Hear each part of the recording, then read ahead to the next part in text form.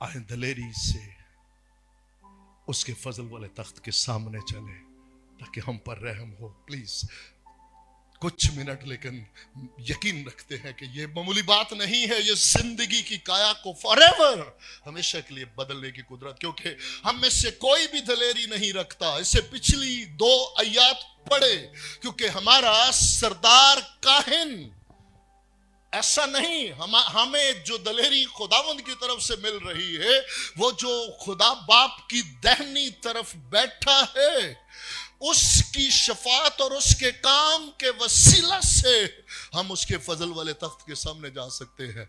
इसकी पिछली आयत जरूरी है, क्योंकि चुनांचे हमारा सरदार काहिन, और कुछ लोग हैं जिनका सरदार काहिन ऐसा नहीं था जैसा आज हमारा सरदार काहिन है। इसे समझना बहुत जरूरी है। हमारा सरदार काहिन ऐसा नहीं है, वो सरदार काहिन ऐसा नहीं था जो दूसरों की कमजोरियों में मदद कर सके, क्योंकि वो खुद ही कमजोर होकर गुनाह में पड़ जाता था। और जो खुद ही कमजोर होकर गुनाह में पड़ जाता, वो दूसरों की कमजोरियों में किस तरह मदद करेगा। लेकिन आज शुक्रगुजार है कि हमारा सरदार काहिन ऐसा नहीं है। वो हर तरह से आजमाया गया तो भी वो बेगुनाह ठहरा, और आज वो उन सब की मदद कर सकता है जो उस पर भरोसा करते हैं, जिनकी निगाहें उस पर लगी हैं। आमीन। इसलिए उस सरदार काहिन की बदौलत, और याद रखे कि आज जब हम बाईपास करते हैं, ये मामूली बात नहीं है। इसलिए वो सरदार काहिन, सुनिएगा गौर से, लेकिन जिसने इसे दिल से, जिसने समझते हुए कबूल किया, वो मैं से मर गया, क्योंकि वो या तो आगे कदम नहीं बढ़ाएगा या इस बात को रियलाइज करेगा कि मुझे कौन जानता और मुझे कौन पहचानता है। जो सिक्योरिटी वाले, जो गेट वाले हैं, वो मुझे करीब भी नहीं जाने देंगे। सो क्या रियलाइज क्या करेगा? आई एम नथिंग, मैं कुछ भी नहीं हूं। मैं कभी मुझे कौन जाने देगा? मेरी पाकीज़गी क्या है, मेरी रास्तबाजी क्या है, मेरी हैसियत क्या? और एक लफ्ज अच्छा तो नहीं, लेकिन मुझे पसंद है, क्योंकि मैं खुद भी औकात में रहना चाहता हूं। मेरी क्या औकात है कि मैं उस मुनसिफ खुदा के हुजूर कदम रख सकूं। लेकिन जब मुझे ये समझ आएगी, नेवर, कोई मुझे उसके करीब भी नहीं जाने देगा, लेकिन कोई एक मेहरबान है जो मुझे साथ बढ़ाएगा, तो फिर क्या होगा? उसी के कदमों में बैठ के आंसू बहा के शुक्रगुजारी करूंगा। तस्वर भी नहीं कर सकता था, लेकिन आज इनकी बदौलत हूं मैं। अगर यहां हूं तो इनकी बदौलत।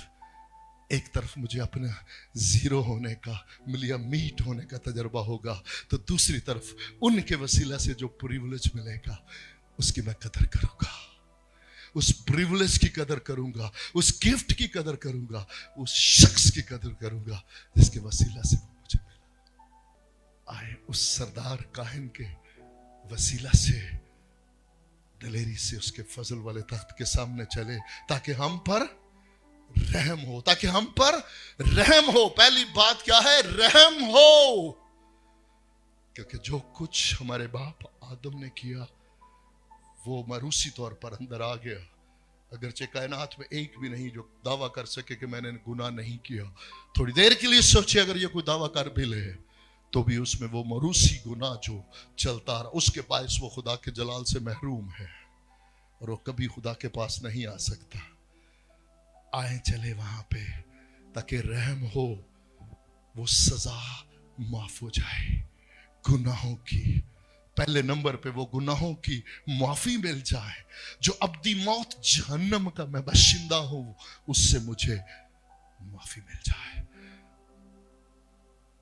और उस माफी के बाद ये उसका रहम है। अगर वक्त वो माफी ही मिले, ये भी याद रखना है कि क्या फक्त गुनाहों की माफी काफी है? हरगिज नहीं। यीशु मसीह ने बिल्कुल ये नहीं फरमाया कि किसी के पूरे गुनाह माफ नहीं हुए तो वो खुदा की बादशाही में दाखिल नहीं। हाँ, जब तक कोई नए सिरे से पैदा ना हो। इसलिए मत यहां तक रहे कि मेरे सारे गुनाह माफ हुए, वो सलीब पर जब यीशु मसीह ने फरमाया तमाम हुआ, पूरे बनी आदम के, याद रखिएगा, किसी एक कौम, कबीले, खानदान, पाकिस्तान, मुल्क की बात नहीं हो रही, एक भी बनी आदम में से जो पहला अदन में फेल हुआ और आखिरी जो पैदा होगा, एक भी ऐसा नहीं जिसके गुनाह माफ नहीं हुए।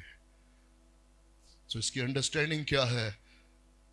तमाम बनी आदम बख्शा हुआ गुनहगार।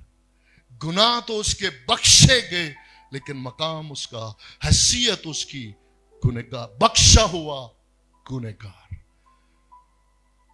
लेकिन शुक्रगुजार है कि जब वो मुर्दों में से जी उठा, तो उसके जी उठने के बायस क्या लिखा है?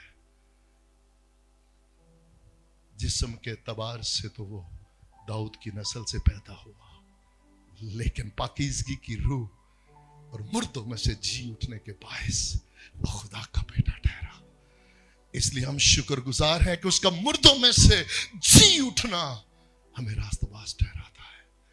हम शुक्रगुजार हैं, इसलिए रहम हासिल करें ताकि क्या हो, हम उस सजा से बच जाए जो जहन्नुम की है, और फजल को रिसीव करें ताकि हम उसके फरजाद ठहरे। सुनिएगा, इंतहाई जरूरी अगली बात, उसको मिस नहीं करना। वहां यह नहीं लिखा कि आए फजल को हासिल करें, वो बोले वो फजल, फजल तो अदन में भी है, फजल तो अदन में भी है। जिस दिन गुनाह हुआ उस दिन अगर सजा अदालत हो जाती, उस दिन भी फजल हुआ है कि उनके गुनाह को, फजल का मतलब क्या है? एक गुनहगार के लिए बेगुनाह अपनी जान दे, तो वो तो अदन में भी हो गया। वो तो जिस दिन 10 अहकाम आए, उस दिन बाहरी तख्तियां ना तोड़ते तो कौम सारी मर जाती। फिर खुदा ने फजल किया, फिर बुलाया, 40 दिन 40 रिडेम्पशन का काम दिखाया, और फिर कहा अहद का संदूक और उसके अंदर तख्तियां रखना, और उसके ऊपर कफारे का सरपोश क्या था? खुदा का फजल। आपको चप्पे चप्पे पे बाइबल में हमेशा खुदा का फजल मिलेगा, लेकिन यहां फजल खाली नहीं, वो फजल, आमीन आमीन, वो फजल, क्योंकि खुदा का, सुनिएगा, ये इसको सेकंड रेफरेंस आपके साथ कोट करते हैं, वो फजल जाहिर हुआ है। अब आप देखेंगे इस बात का, तो आपका खादम वक्त खुदावंद के साथ वक्त गुजारता है, और उसके बाद आप लोगों की भूख प्यास होती है जो खुदावंद देते जाते हैं और हम मिलके उसको बांटते जाते हैं। आमीन। वो फजल जाहिर, वो का लफ्ज कभी नहीं भूलना। खुदा के बंदा तीतस के खत में, क्योंकि जमानों के आखिर में खुदा का वो फजल जाहिर हुआ है जो सब आदमी, वो पहले का जो फजल और इस फजल में ये फर्क है कि सब आदमियों की नजात का बायस है। जो कोहे कलवरी पर हुआ, सब आदमियों का, जितने आदम से पैदा हुए हैं, सबके लिए नजात का बायस है। लेकिन साथ ही स्टेटमेंट चेंज हुई, और हमें तरबियत देता है, सबको तरबियत नहीं देता, हमें तरबियत देता है जो ईमान लाए, जिन्होंने उसे रिसीव किया। तो नतीजा क्या? ये वो फजल, वो का लफ्ज है, ये फजल है क्या? ये वो खुदावंद, खुदा की वो पूरी जी उठी कुदरत है कि जो उसे रिसीव करता है वो नई पैदाइश का तजर्बा पाता है, और वो पहले वाली जिंदगी को तर्क करता है। उसके अंदर एक नई कुव्वत, एक नया जोर, एक नई कुदरत उसके अंदर आती है। ये फजल वो कुदरत है खुदा की जो बदी को ना और नेकी को हाँ कहने की तौफीक बख्शती है। इसलिए ये इंतहाई जरूरी, और वहां आगे लिखा है ताकि तुम एक खुदा की खास मलकियत हो, एक कौम हो, और वो नेक अमाल जो खुदावंद खुदा ने तुम्हारे लिए रखे हैं वो तुम में से देख सके। ये खुदा के बंदा तीतस के खाते में भी है, और यहां पर भी जो हम देखते हैं वो फजल हासिल करे। सुनिएगा, वो फजल हासिल करे, क्यों किस लिए वो फजल हासिल करे? आए दलेरी से चले ताकि उस फजल को हासिल करे। क्यों? क्योंकि अभी जब हमने बाहर निकलना है तो हमें उसकी जरूरत है। बाहर निकलते ही बाइबल बताती है ताकि जरूरत के वक्त تاکہ ضرورت کے وقت وہ ہماری مدد کرے. اس فضل کو کس لیے ریسیو کرنا ہے؟ باہر نکلتے ہی کوئی گالی دے گا تو وہ قدرت میرے اندر ہے. میں کہوں خدا تیرا بھلا کرے، میں گالی کے بدلے گالی نہ دوں. میں باہر نکلتے ہی مجھے کوئی بدی آفر کرے تو میرے اندر وہ خدا کا فضل، وہ قدرت ہے کہ میں اسے نہ کہہ سکوں. جہاں برداشت کرنا ہے برداشت کر سکوں، جہاں صبر کرنا ہے صبر کر سکوں. سو خدا کا وہ فضل جو یسوع مسیح کے وسیلہ سے اس گناہوں کی معافی، دفن ہونا اور تیسرے دن مردوں میں سے جی اٹھنا اور عید پینتیکوس کے دن روح کی صورت میں اندر آنا اور مکمل صفائی کے ساتھ انسان کو یکجا بدل دینا، تاکہ وہ جو پہلے خداوند کی طرف متوجہ نہیں ہوتا اب خداوند کے ساتھ جینا شروع کرے.